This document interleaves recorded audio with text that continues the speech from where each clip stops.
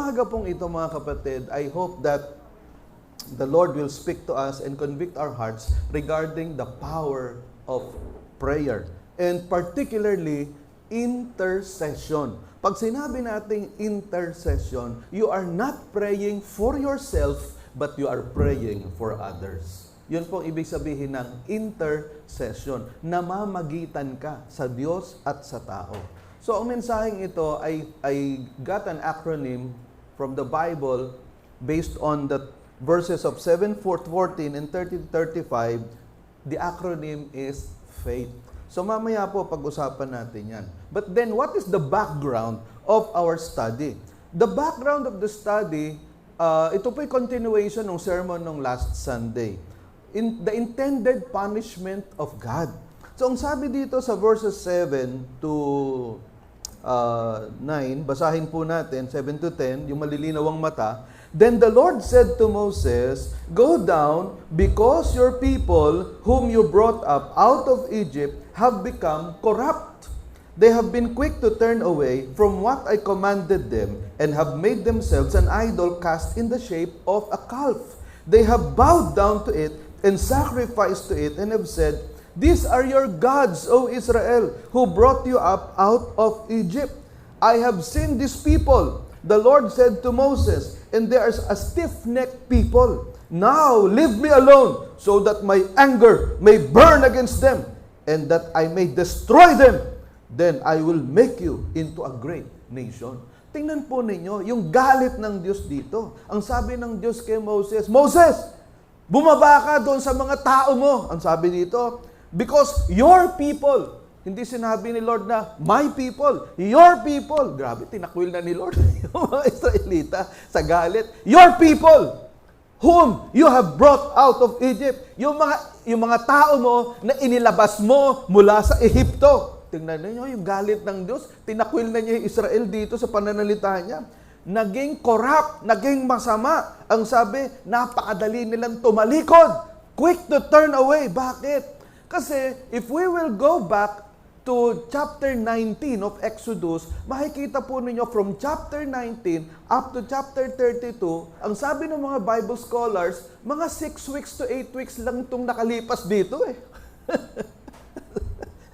Ibig sabihin, mga 40 to 60 days lang, o sagad na natin 100 days.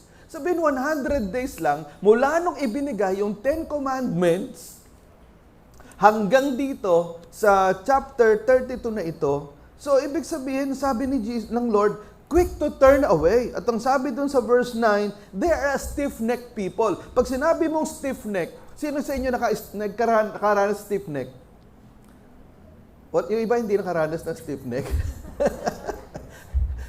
Yung stiff-neck, yun pagkising mo sa umaga, hindi mo na maigalaw yung leeg mo. Naunawaan nyo. Naalala ko nung ako naka-enroll sa Mapua, yung aking professor sa physics, matanda, tuwing magtuturo yan, ganyan, tapos kasama yung balikat pag lumilingon. Yung pala, sobrang sakit nung kanyang stiff neck. So mga kapatid, ano ibig sabihin ng stiff neck? Stiff neck, ibig sabihin, stiff neck people, mga matitigas ang puso, rebelde, na kahit anong ituro mo, kahit anong sabihin mo, kahit anong himala, ang makita nitong mga taong ito, pinanindigan na nila yung pagiging matigas ang puso. Kaya ang sabi dito ng Diyos, you are a stiff-necked people. Ang sabi ng Panginoon kay Moses, lubayan mo na ako, Moses. Pabayaan mo ako. Lilipulin ko na lahat yan. Dabi, I will destroy them.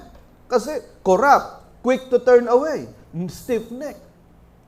Isipin nyo naman ito, ano yung pinaghuhugutan ng Diyos dito?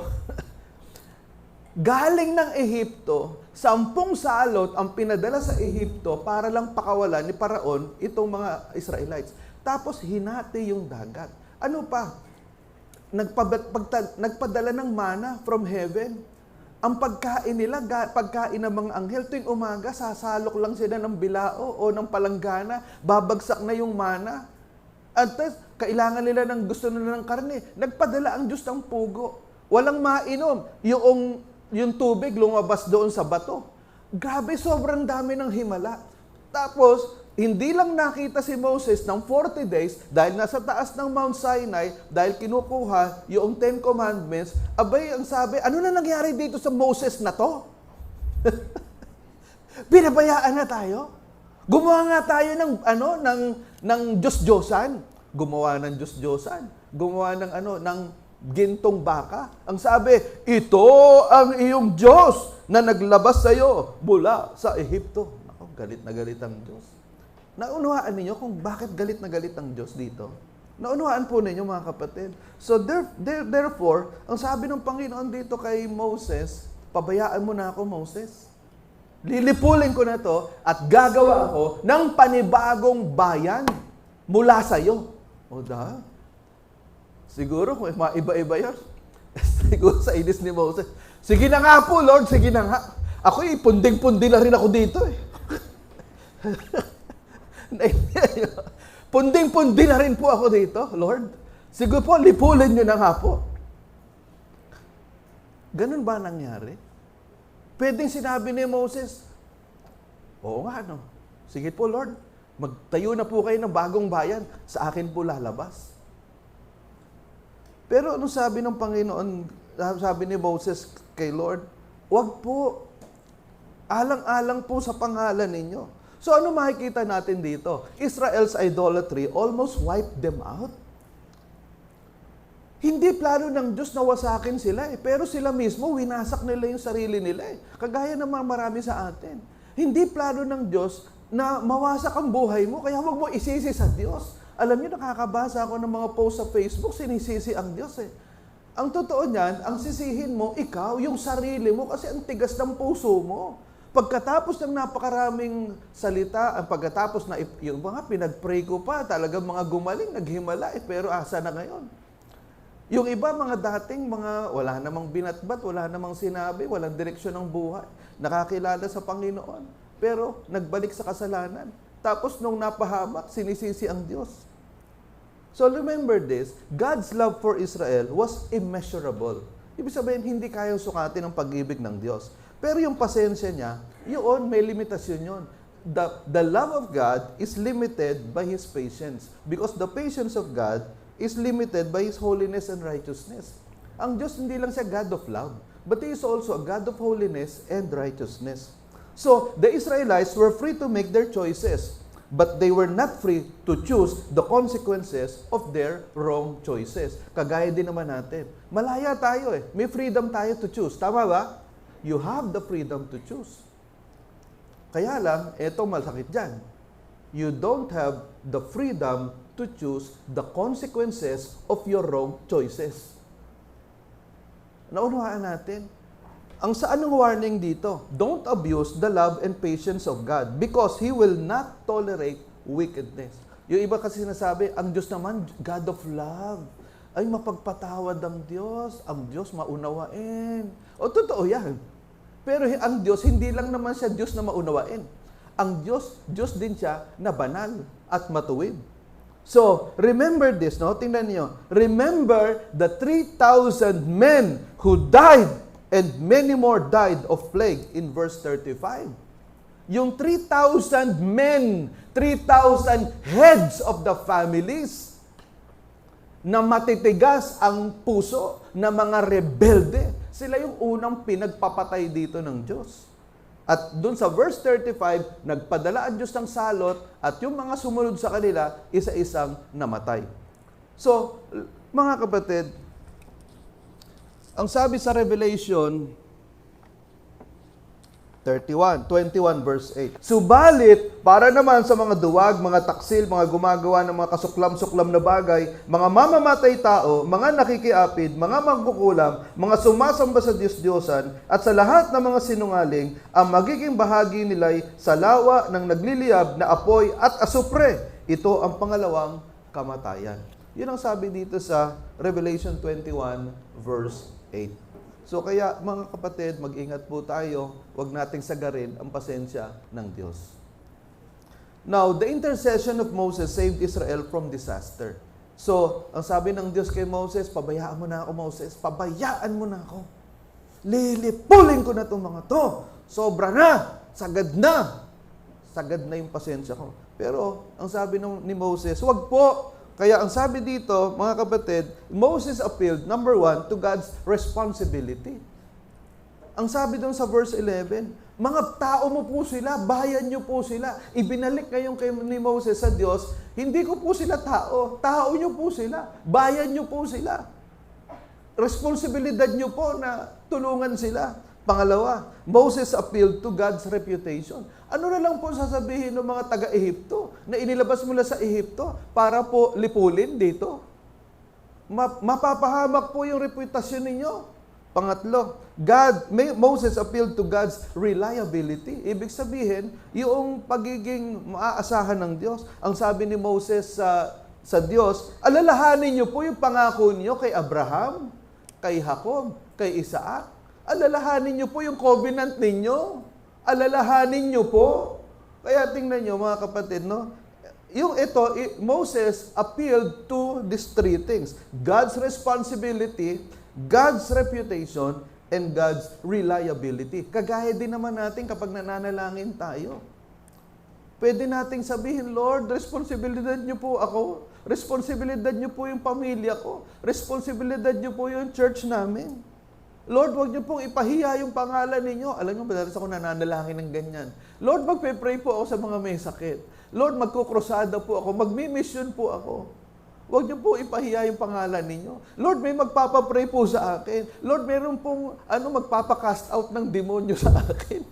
Wag niyo po ipahiya yung pangalan ninyo. At purihin ng Diyos for the past 23 years, hindi pa ako napahiya sa pagpapalayas ng demonyo. Kasi ayaw ipahiya ng Diyos yung pangalan niya. At lagi maaasahan ang pangalan ng Panginoon.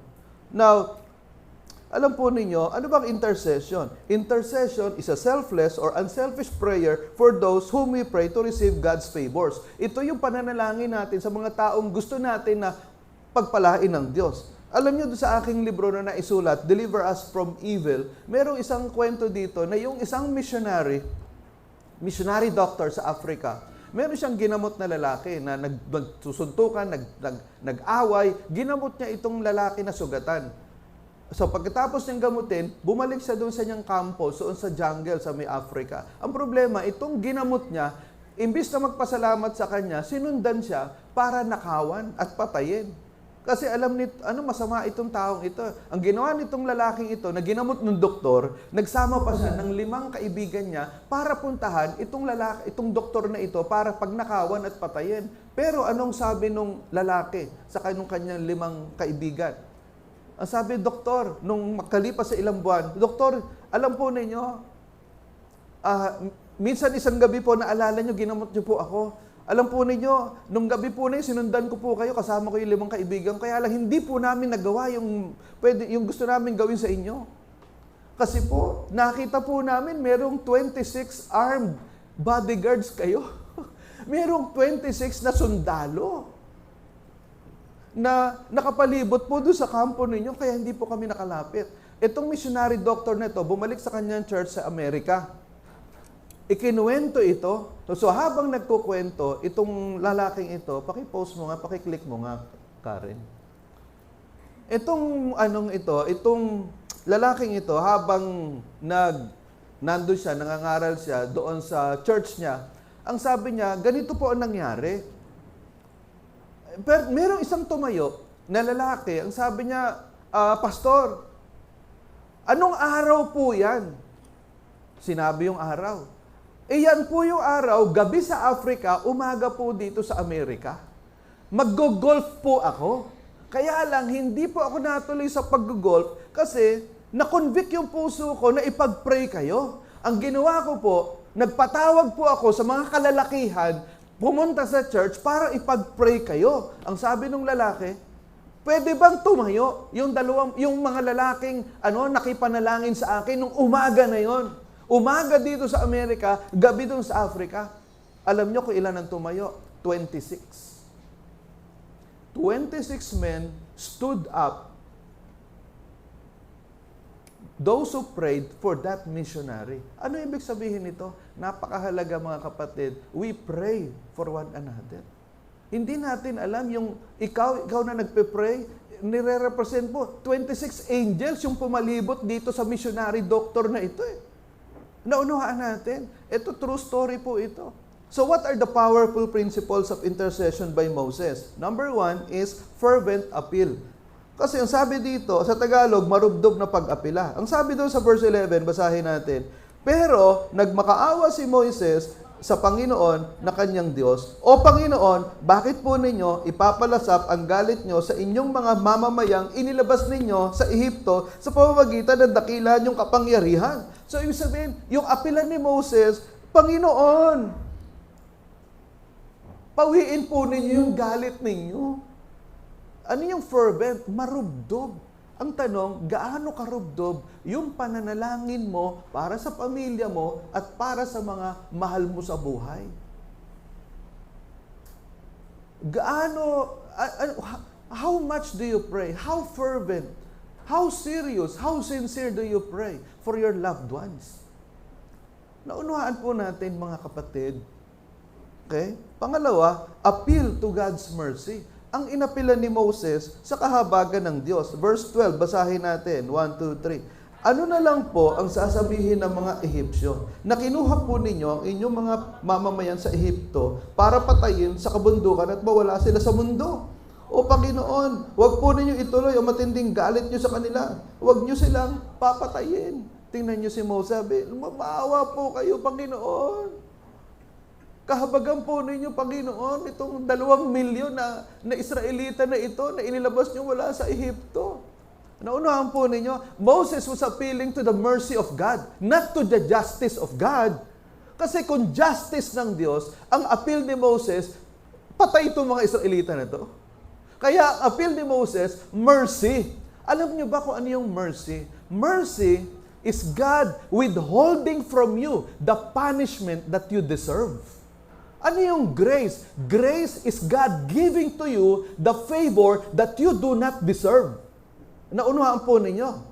Sa Tagalog, ang grace, kahabagan ng Diyos, biyaya ng Diyos. Kaya sinabing biyaya, hindi mo deserve yan pero binigay sa iyo Pero ano yung mercy? Ang deserve mo mamatay.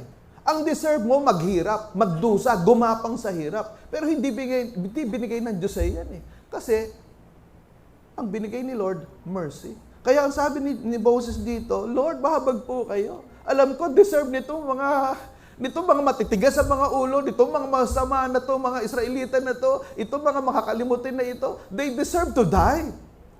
They deserve to be wiped out. But Lord, please don't give them what they deserve.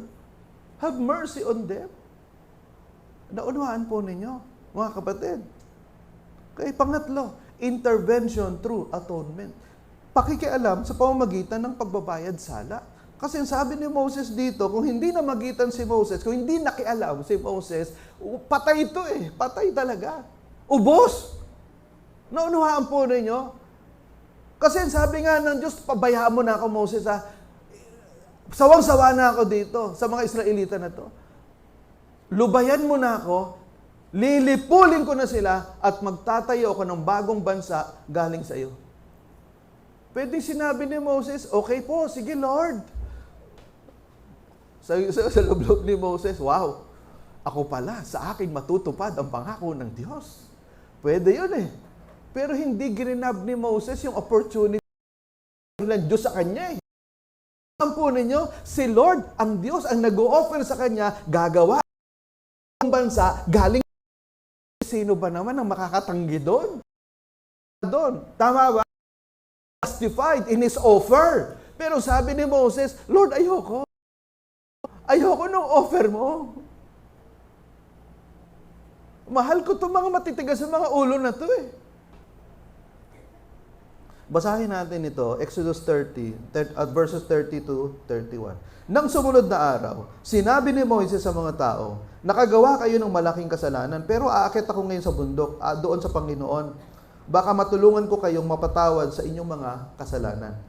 Kaya bumalik si Moises sa Panginoon at sinabi, O Panginoon, malaking kasalanan po ang nagawa ng mga taong ito. Gumawa sila ng Diyos na ginto. Pero ngayon, patawarin niyo po sila sa kanilang mga kasalanan. Kung hindi niyo sila mapapatawad, burahin na lang ninyo ang aking pangalan sa aklat na sinulatan ninyo ng pangalan ng inyong mga mamamayan. Tingnan ninyo, sabi ni Moses, Lord, kung hindi niyo mapapatawad itong 2 milyon na ito, burahin niyo na lang ang pangalan ko sa history ng Israel. Huwag na lang akong maalala sa history. Ganon katindi. Parang sinasabi ni Moses, Lord, kung hindi nyo rin lang pakikinggan yung pangalan ko, kahit ako, burahin nyo na yung pangalan ko sa history ng Israel. At hindi lang yon. Ibig sabihin daw nito, patayin nyo na rin ako. Patayin nyo na rin ako. Kaya sabi ni Moses, Lord, pwede ba ako na lang ang kabayaran ng kasalanan ng itong mga Israelita na to? Number 4, trust in God's covenant promises. Pagtitiwala sa pangako ng Diyos. Ang sabi dito sa verse 13, basahin natin, 1, 2, 3. Alalahanin po ninyo ang ipinangako ninyo sa inyong lingkod na sina Abraham, Isaac at Jacob, na pararamihin ninyo ang lahi nila na kasindami ng bituin sa langit, at ibibigay nyo sa lahi nila ang lahat ng lupaing pinangako nyo sa kanila, at magiging kanila ito magpakailanman. Ang sabi ni Moses, Lord, hindi pa tapat ka sa pangako mo? Bakit mo papatayin itong mga 2 milyon na to? Asan na yung pinangako mo kay Abraham, kay Isaac at kay Jacob? Nasaan na yon? Yun, grabe yung talaga, yung reasoning ni Moses eh. Yun, nagtiwala si Moses na hindi gagawin ng Diyos yung kanyang paglilipol dito sa Israel dahil nagtitiwala si Moses na tutuparin ng Diyos yung kanyang covenant promises kay Abraham, kay Isaac at kay Jacob. Kaya ang sabi ni Moses, Lord, paano na yung pangako mo? Alam niyo, kapag nananalangin ako, I choose promises from the Bible. That's why I do not pray without an open Bible eh. Kapag nananalangin ako, humahanap ako ng pangako. Sabi ko, Lord, eto Lord, pangako mo to ha, pangako mo to. Kagaya ng August 21, when we went to Prayer Mountain, dito sa Buso-Buso, ang binigay sa akin ng Panginoon doon, Jeremiah 30, verse 17. Alam nyo, pre-nits ko na yung Jeremiah 30:17. Ilang beses ko nang nabasa yan. Pero nung pagdating ng August 21, doon sa Prayer Mountain, parang tumatalon sa akin yung mga verses. Parang first time kong nabasa. Ang sabi doon, I will heal all your diseases and restore you to health.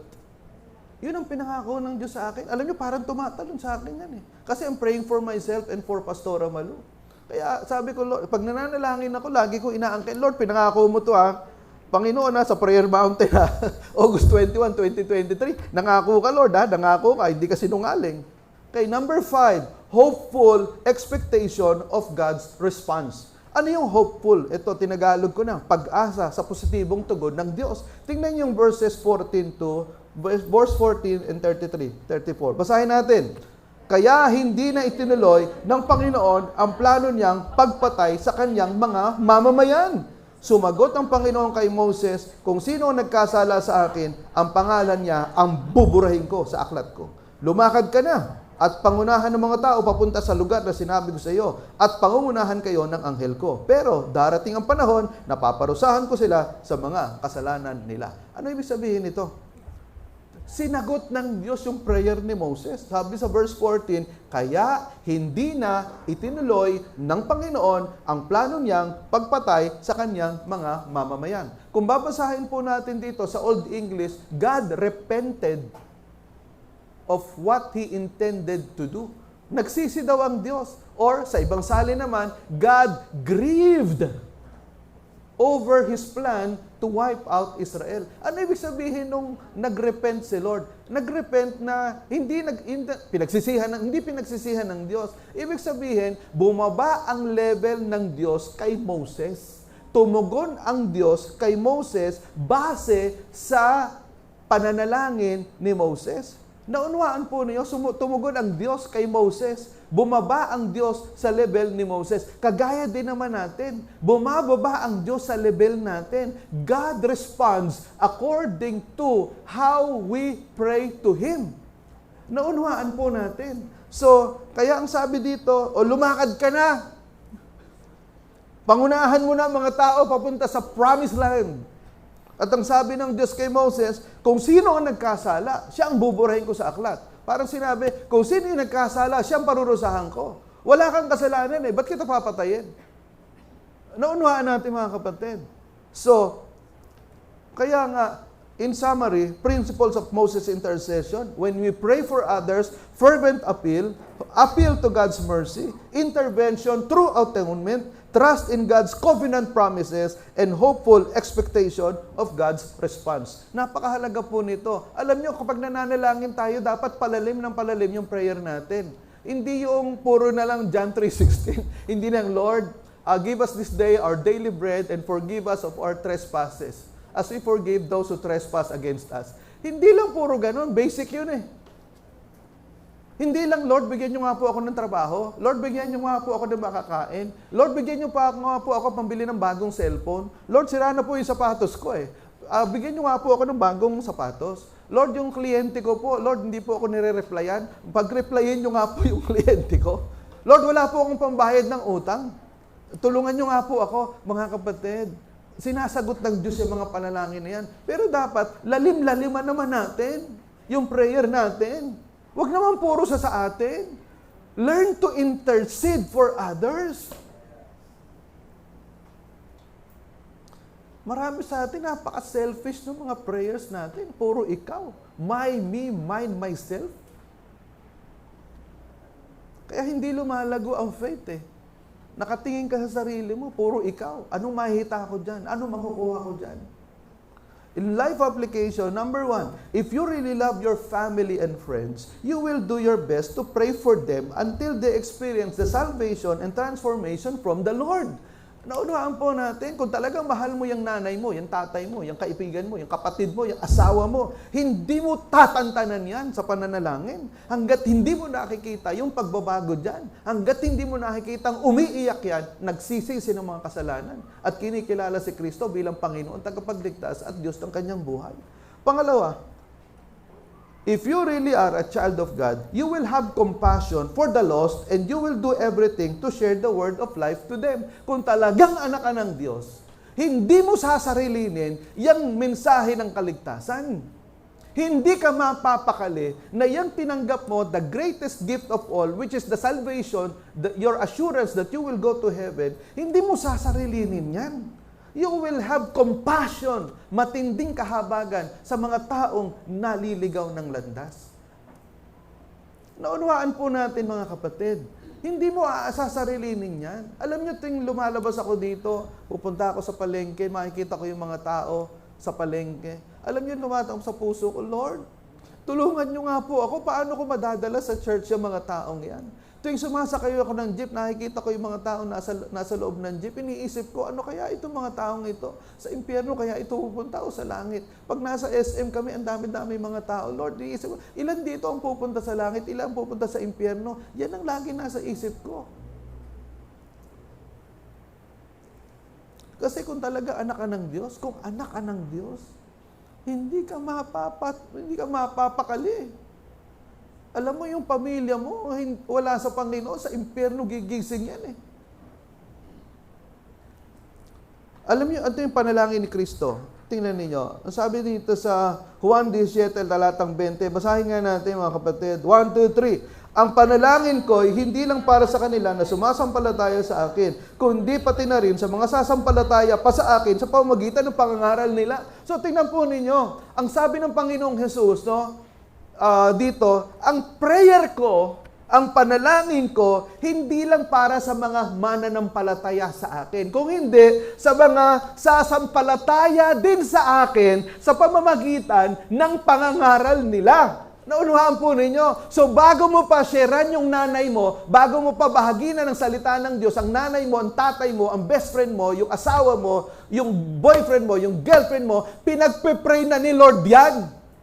Naintindihan natin. Nauna na si Lord na ipag-pray yan. Kaya yung responsibility mo to share the gospel to them, gawin mo na. Kasi naipag-pray na ni Lord yan. So, merong dalawang magkaibigan na lalaki. Sabi, Pastor, Ano po ba ang dapat namin gawin para yung aming family and friends madala namin sa Panginoon? Ang sabi ng pastor, isa lang gagawin nyo. Manalangin kayo, 15 minutes a day. Nagtinginan yung magkaibigan, Pastor, yun lang po ba? Wala na kami ibang gagawin. Ang sabi ng pastor, yun ang pinakamahalaga yung gagawin. Kasi kung gagawin nyo yan, 15 minutes a day, ipagpe-pray nyo, yung family and friends ninyo, hindi kayo matatapos dyan. Gagawa at gagawa kayo ng paraan para maibahagi ang salita ng Diyos sa mga kaibigan ninyo. Naunawaan po natin, the reason why we do not share the gospel to our loved ones because we do not pray for them in the first place. Naunawaan ninyo? Hindi mo pinagpe-pray paano mo nga sisiran yung gospel? Hindi mo nga pinapanalangin. Kasi kung ipinapanalangin mo yan, gagawa ang Diyos sa puso mo, magkakaroon ka ng matinding compassion sa mga taong yan, and you will do your best. Tingnan po ninyo, unang Timoteo 2, 1, 4. Basahin nga natin, 1, 2, 3. Una sa lahat, hinihimo ko kayong ipanalangin ng lahat ng tao, idulog ninyo sa Diyos ang inyong mga kahilingan, dalangin, pagsamo at pasasalamat para sa kanila. Ipanalangin ninyo ang mga hari at ang lahat ng may mataas na tungkulin upang tayo mamuhay ng tahimik, payapa, marangal at may kabanalan. Ito'y mabuti at kinululugdan ng Diyos na ating tagapagligtas. Ibig niyang ang lahat ay maligtas at makaalam sa katotohanan. So tingnan nyo, it started in prayer. Andrew Murray, one of my favorite devotional writers, the apostle of prayer. When he died, this journal was found to have more than 3,000 names written in it, whom he prayed, and all of them became Christians. Grabe din ito si Andrew Murray. Halos lahat din ng libro nito about prayer, nabasa ko Napakatinding manalangin. Ikaw lang, Pedro 3:9, basahin natin. 1, 2, 3. Hindi nagpapabaya ang Panginoon tungkol sa kanyang pangako, gaya ng inakala ng iba, pinagtitiisan lamang kayo ng Panginoon. Kaya hindi muna niya ginagawa ang ayon sa kanyang pangako, binibigyan pa niya ng pagkakataon ng lahat na magsisi sapagkat ayaw niyang mapahamak ang sino man. Ngunit darating ang araw ng Panginoon tulad ng pagdating ng isang magnanakaw, maglalaho ang kalangitan, kasabay ng isang malakas na tunog, tutupukin ng apoy ang sangkap sa kalangitan at ang lupa at ang lahat ng naroon ay masusunog. Ang sabi ng Panginoon, pinagtitiisan lang kayo. Kasi binibigyan pa kayo ng pagkakataon ng Diyos na magsisi dahil ayaw niyang mapahamak ang lahat. Alam niyo, ang ganda ng challenge dito kay Ezekiel. Ezekiel 22:30, basahin natin sabay-sabay. Naghahanap ako ng taong makapagtatanggol ng lungsod at mamamagitan sa akin at sa mga tao para hindi ko gibain ang lungsod na ito. Pero wala akong nakita. Alam niyo, isa to sa pinakamalungkot na talata sa Biblia. Ang sabi ng Panginoon, naghahanap ako ng taong mananalangin. Naghahanap ako ng taong mamamagitan para hindi ko sirain, gibain itong lungsod na ito dahil sa kanilang kasalanan. Pero wala akong nakita. Wala akong nakitang mananalangin. Wala akong nakitang mamamagitan. Naunawaan po ninyo yung puso ng Diyos dito. Sobrang sama nitong bayan na to Gigibain ko na Wawasakin ko na Pero humahanap ako ng tao na kagaya ni Moses na mamamagitan para hindi ko gibain tong bayan na to. Pero wala akong nakita. Walang handang mamagitan. Walang handang manalangin.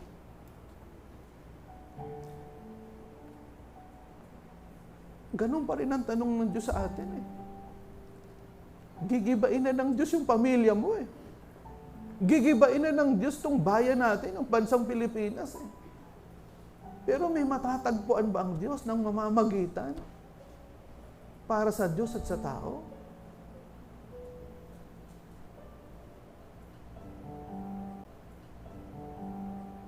Let us pray.